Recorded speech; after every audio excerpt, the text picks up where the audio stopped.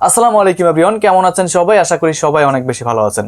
আজকের এই ভিডিওতে আমি আপনাদেরকে দেখাবো কিভাবে আপনি আপনার মোবাইল দিয়ে নতুন একটি জিমেল অ্যাকাউন্ট তৈরি করবেন। বন্ধুরা, জিমেল অ্যাকাউন্ট ছাড়া কিন্তু মোবাইলের কোনো কিছুই আমরা ব্যবহার করতে পারি না। একটা জিমেল অ্যাকাউন্ট মাস্ট বি আমাদের মোবাইলে লগইন থাকতে হয়।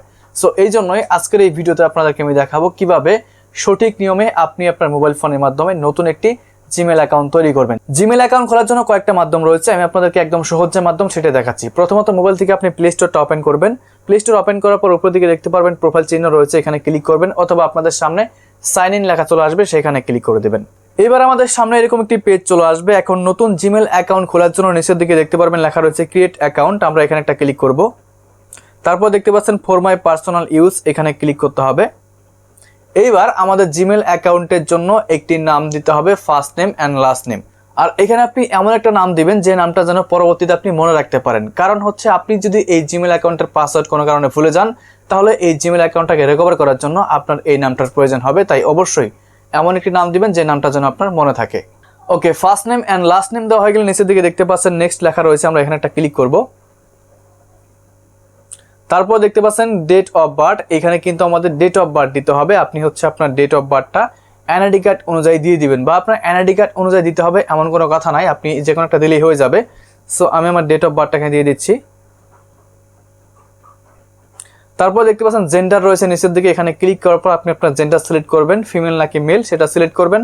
তারপর নিচের দিকে দেখতে পারবেন নেক্সট লেখা রয়েছে, আমরা এখানে একটা ক্লিক করব।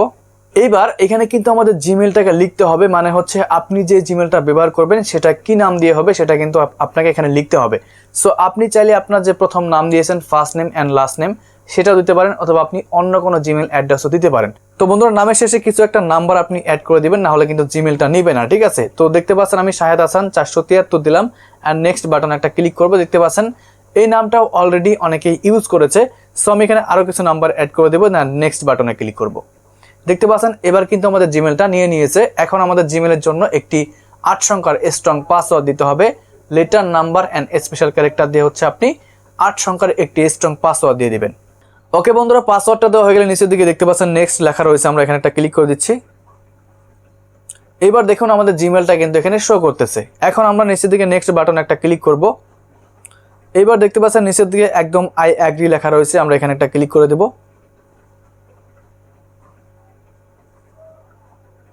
ফাইনালি বন্ধুরা, আমাদের জিমেল অ্যাকাউন্টটা কিন্তু ক্রিয়েট করা হয়ে গেছে, এমনকি আমাদের জিমেল অ্যাকাউন্টটা প্লে স্টোরে লগ ইন হয়ে গেছে। এখন যদি আমি উপরের দিকে প্রোফাইল চিহ্নতে ক্লিক করি, তাহলে দেখতে পারবেন সেই জিমেলটা কিন্তু এখানে শো করবে। যে দেখতে পাচ্ছেন আমার সেই জিমেলটা কিন্তু এখানে শো করতেছে। আমার এখানে আরও কিছু জিমেল অ্যাড করা রয়েছে, এমনকি নিচে যে আমি সর্বশেষ জিমেলটা দেখতে পাচ্ছি এই জিমেলটা কিন্তু আমি মাত্র ক্রিয়েট করেছি, ঠিক আছে?